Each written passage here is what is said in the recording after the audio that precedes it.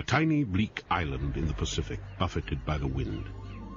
On the barren slopes of an extinct volcano are hundreds of mighty stone statues, remnants of a lost civilization.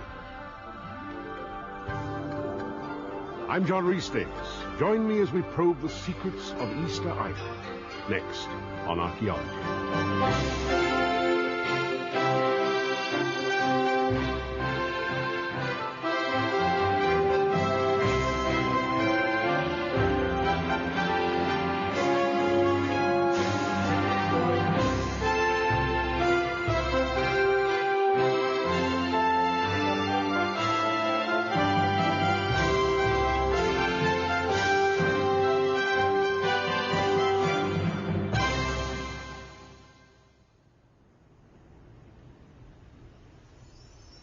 The local people call it Rapa Nui. It is one of the loneliest spots on the planet, 2,000 miles west of South America and 1,600 east of the nearest Pacific island. Just 15 miles long, Easter has rocky soil, few trees, and limited water sources. Too far south of the equator to be a tropical paradise, Easter Island winters are windy, wet, and cold. How then, and why, did the ancient islanders create nearly 900 mighty statues, some weighing up to 80 metric tons? Their achievement in so stark a setting has challenged and bewildered countless scholars, explorers, and writers.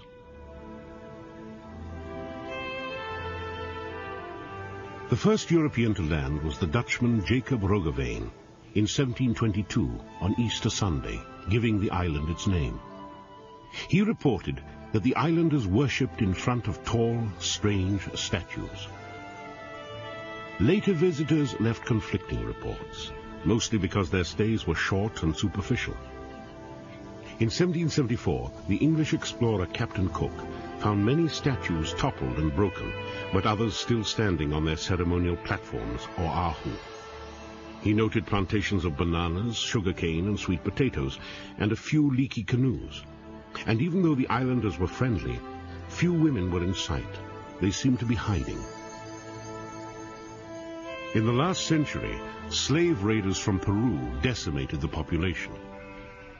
By the 1970s, the islanders' sole occupation was herding sheep. Visitors were a rarity. Today, all that has changed. Twice a week, a 747 loaded with tourists lands here at the island's only town, called Hangaroa. The islanders now depend economically on promoting the powerful aura of mystery surrounding the stones, and the many theories and myths that have sprung up to explain them. The islanders have their own traditions, that the stones were moved by a supernatural source of power called mana.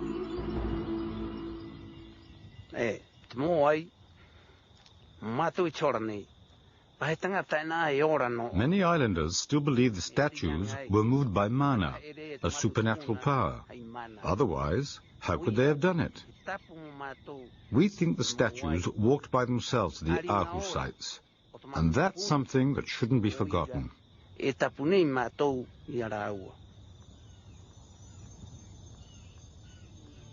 Outsiders have suggested equally fantastic ideas, that the statues were blasted out of the rock with the help of alien visitors and extraterrestrial technology. Another powerful myth grew from Norwegian explorer Thor Heyerdahl's celebrated Kon-Tiki raft voyage in 1947. Through this heroic exploit, Heyerdahl hoped to prove that the islands of the Pacific were colonized from the high civilizations of South America, such as the Incas. The implication was that the native Polynesians weren't capable of developing an elaborate culture by themselves.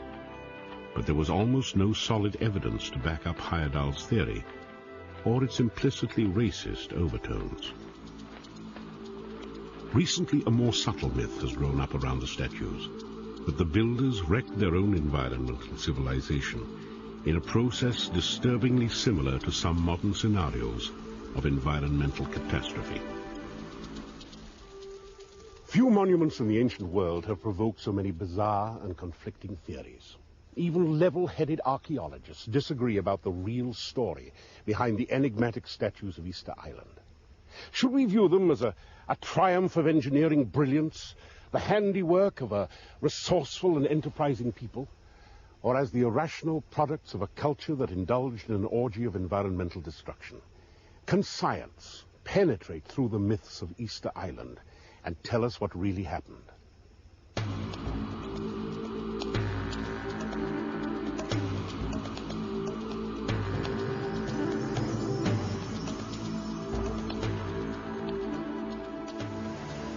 It all began with an epic voyage, very different to the one envisaged by Thor Heyerdahl. Instead of originating in South America as Heyerdahl believed, we now know that the ancestors of all Pacific Islanders came from Southeast Asia. Their great voyages of migration began at least 3,500 years ago. Archaeologists have documented the ebb and flow of human movement as the first Polynesians explored and settled the islands of the Pacific. The navigators of traditional voyaging canoes developed extraordinary skills for finding their way among the islands. When out of sight of land, they steered by the stars and their ability to read ocean swells, clouds, and the appearance of birds. But could anyone have planned a voyage to Easter Island? It was extraordinarily difficult to reach. In fact, once people arrived, perhaps a single boatload around 400 AD, the island appears to have remained totally isolated until the Dutch came in 1722. So the original discovery was probably an accident. Those first colonizers found themselves in a place very different from the other Pacific islands. Zoologist David Stedman has studied their impact on the island's flora and fauna. In most parts of Polynesia, there were people, there were islands, within 100 miles or a couple hundred miles. And these people were great voyagers, and so they were communicating back and forth. You could trade plant and animal stocks, and all these resources were a little bit interchangeable, if not a lot interchangeable, elsewhere in Polynesia. Easter Island was so isolated that once people got there, there's very little, perhaps no, further contact with other people. So what you have is what you have, and once you lose something, it's not, you don't have the opportunity of sailing to a nearby island to replenish your stocks. So the isolation is a major factor on Easter Island. Another big factor is Easter Island is farther south than the tropical islands of Polynesia. So some of the food crops that the Polynesians typically would grow and eat wouldn't grow on Easter Island. So the agricultural resources right from the beginning are stressed. Another thing about Easter Island that puts it at a disadvantage is how rugged it is. It's very windy. Most of the coastline is cliffs, so it's hard to get a canoe out to even go fishing. Yet this simple existence gave rise to the astonishing statue cult. How did it happen? A volcanic crater known as Rano Raraku provided the quarry for most of the island's great statues. No less than 397 of them are still lying here in various stages of manufacture. Several explorers have probed the quarry, but the first systematic study of Easter Island statues began in 1982 and continues today. It is the work of UCLA archaeologist Joanne Van Tilburg and her Chilean collaborators. Easter Island and the Rapa Nui people produced a Neolithic culture. That means they used stone tools, and they used stone tools to cut these statues. They basically roughed out rectangular blocks, and then under the direction of master carvers added details, mostly of the hands and face first, and added all the features that they wanted the statues to possess. And then undercut the rectangular block, braced it in place, and then moved it out of the quarry.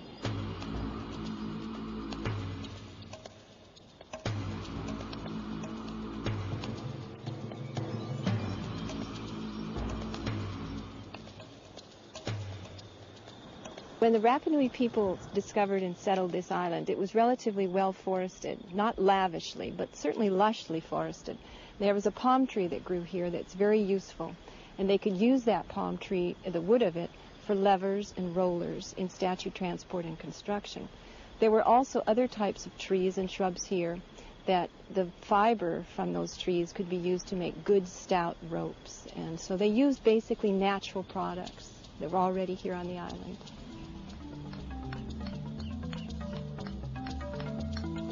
But the tools the carvers used were only part of the mystery. How exactly did the islanders move the statues from the quarry to the sacred platforms, or ahu, which they built all over the island? Van Tilburg decided to investigate the different theories with the aid of a computer. In order to define the average Easter Island sculpture, we first took measurements and descriptions of about 480 statues. We then did a statistical analysis to arrive at the average form and average size and weight. We then searched the whole island for the statue that best fit that description. And these statues at Ahu Akivi, particularly the first one, best defines the average statue. The average statue they found here is 4 meters tall and weighs 13.5 metric tons. Our goal here at Ahu Akivi with this average statue was to try to understand two things. One, a possible transport method for moving this size statue.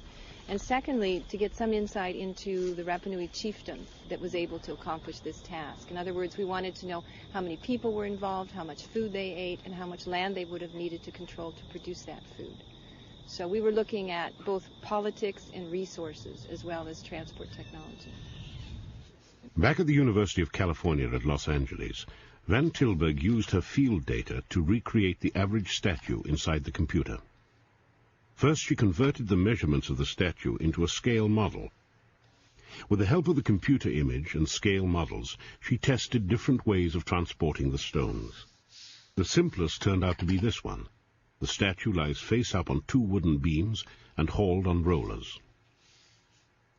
But just how much effort would it have taken to transport the statue like this from the quarry to the Ahu Akivi site over 9 miles of uneven rocky terrain? To find out, Dr. Svi Schiller of the robotics lab at UCLA took the original survey map, then digitized the contours of the island landscape. The idea was to figure out the best route from the quarry to the Ahu where the statue was finally erected. To compute the energy optimal path, what we did first was to compute or to calculate the energy that it would have taken to move the statue along every grid segment on that grid that we first entered into the computer. The energy then is calculated by the force that is required to push the statue in that segment times the distance along that segment. The force is a function of the weight of the statue, the coefficient of friction that we estimated for that mode of locomotion, and the slope of the terrain at that point. Given this data for every grid along that terrain, we then use standard search techniques to find the optimal path. And I believe from engineering standpoint, this is the optimum, and that's the best way to move the statue from the quarry to the site. Now, if the Rapa Nui people did not choose that path, they should have. This optimal route would have required 70 laborers to push the statue. Schiller estimates that the job would have taken 4.5 days. Two things really surprised me when we looked at our computerized study. The first was the relatively small amount of wood it took to accomplish the task of moving this statue from Ranawiraku to Ahu Akivi. The other thing that somewhat stunned me was the number of days we were dealing with. At best, they could have moved that statue in 4.5 days. The other model showed us 7 days. It's really a relatively short period of time. At its best, archaeology tells us as much about people as it does about things. And I think the significance of this research is that it tells us about the size of the Rapa Nui chiefdom, the number of people involved, the number of resources they would have needed, the amount of food required to accomplish this megalithic task. I think we're learning as much about the society as we are about the methods the society used to move a sculpture. But not all the statues were average. There are some monsters, at least 65 feet long at the quarry site. The scale and manpower involved are staggering. Was there a kind of ritual competition at work? One group trying to outdo the other in producing bigger and better statues? And did that competition eventually lead to war and the extinction of Easter Island's culture? Maybe the old legends conceal a clue to what happened.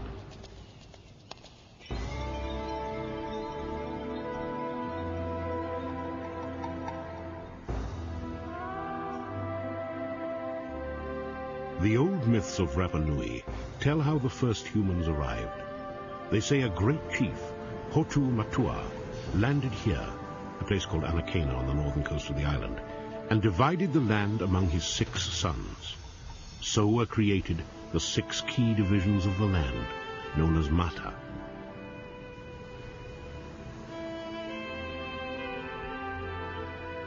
But the word Mata has another meaning, eyes.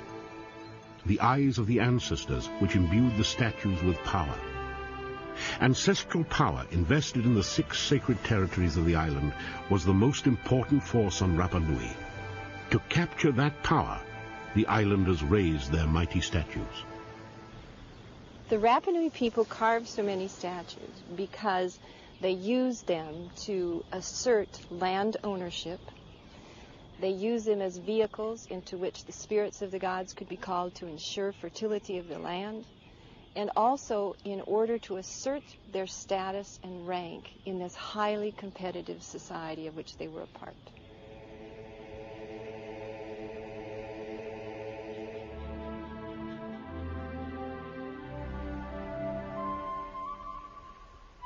For a time, the resources of land and sea sustained the Rapa Nui people. But what happened as the population grew? When archaeologists began to survey the ruins of ancient houses and settlements, they discovered a startling fact. As the statue cult got underway, the number of living sites on the south coast began to multiply. In just a few centuries, there was a 10-fold increase in the number of sites. Eventually, Rapa Nui was crowded with perhaps 7,000 or 8,000 people, all sharing the same landscape, and all needing wood for houses, winter fuel, canoes, and for moving statues.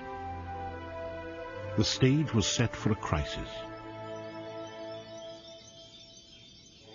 David Stedman has studied the environmental impact.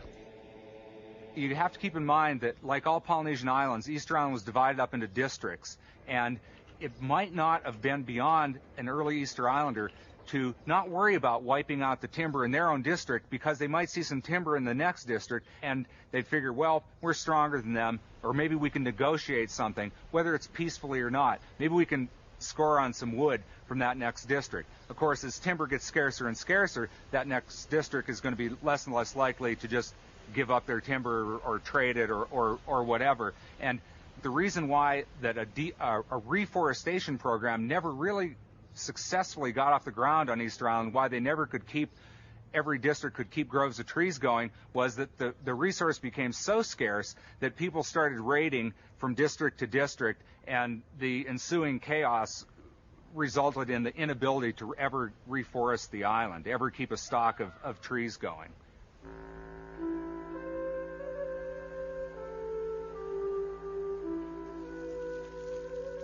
But Joanne Van Tilburg is cautious. And now I think we're having another set of myths constructed. And this new set of myths really has to do with ecology. It has to do with the damage that the Rapa Nui people are believed to have done to their environment. And I think that there's no question that there was damage done to the environment. Science shows that. But we don't know the extent of it. We don't know the pulse and change of it over time. We have many, many questions. And I think it's unfair at this stage of research to construct a metaphor for disaster about Rapa Nui and without really having more information. I think we have to be cautious in our interpretation of the ecological data. One thing is certain. The islanders kept on developing new beliefs even after most of the trees were gone and the statues raised.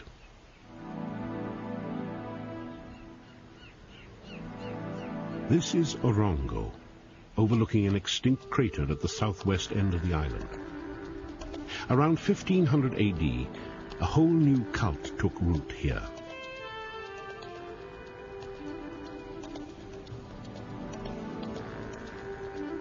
Each year, selected members of the island clans would swim from Orongo to the islet of Moto Nui, nearly a mile out to sea. Whoever found the first egg of the migratory seabird, the sooty tern, won the coveted title of Birdman, the spiritual leader of the island. Immense privileges would fly to that man and his family. The cult was created in part as a response to the Rapa Nui need to find a new way to deal with an ecological crisis they were faced with. It grew out of the statue cult, and it has great similarities in many ways to some of the practices of the statue cult, but it also is uniquely different. I think the major reason that the Rapa Nui people moved their ceremonial behavior from Ahu sites up here to Orongo and got involved in this incredible cult is because they were faced with a really serious crisis in terms of soil depletion, lower levels of crop productivity, and one of the major concerns they had was the availability of fish, because when the birds come to Rapa Nui, they're following schools of tuna, primarily yellowfin. And so the Rapa Nui people were very well aware of that. And I think that as much as they're concerned for birds and birds' eggs, they were deeply concerned about the availability of tuna and fish, which they needed to sustain life.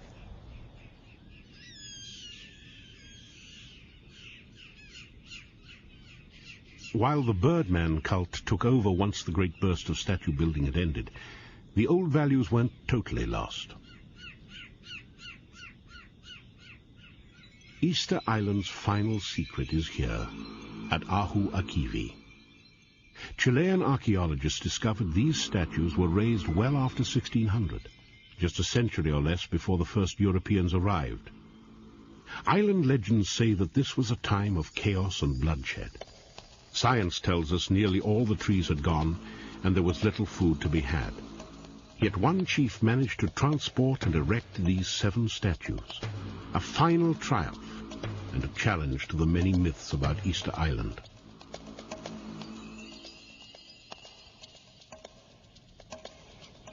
Rapa Nui is usually described as a sort of scary parable or a metaphor for disaster.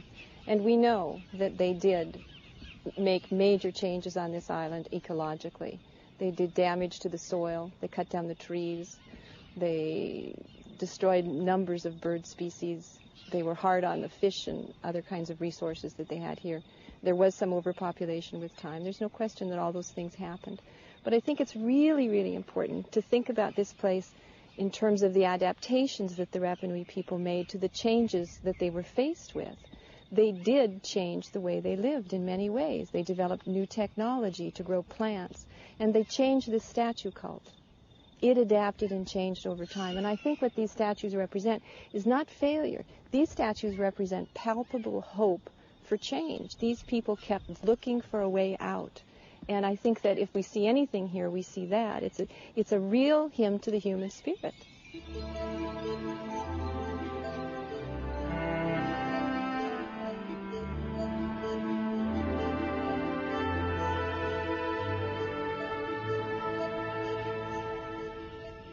It all began with an astonishing stroke of luck. 1,000,000-to-1 chance landing by that first boatload, blown to Rapa Nui across thousands of miles of the open Pacific. The story of their descendants is one of dramatic changes. First, prosperity, and then shortages of food and fuel. Later, diseases and slavery inflicted by outsiders, and now an invasion of tourists. Throughout it all, the islanders have held on to their culture. A culture so remarkable that Westerners cooked up one myth after another to explain it. But can it survive for another generation? And do tourists want to hear the story that science has revealed, or one of the many myths of Easter Island?